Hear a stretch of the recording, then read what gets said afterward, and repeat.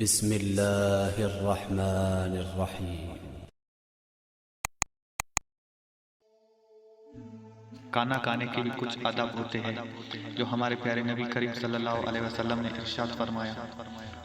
کھانا کھانے کی سنت طریقہ یہ ہے کہ کھانا کھانے سے پہلے دونوں ہاتھوں کو اچھی طرح دھوئے اور نہایت عاجزی کے ساتھ دسترخواں پر بیٹھے جائے، بسم اللہ پڑھ کر کھانا شروع کرے، دائیں ہاتھ سے کھائے، لقمہ درمیانہ لے اور خوب چبا کر کھائے۔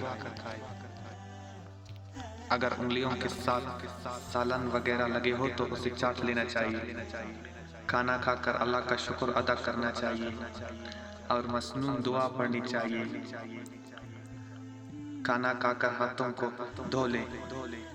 پانی کھانا شروع کرنے سے پہلے پیے یا کھانے کے دوران پیے، آخر میں نہ پیے۔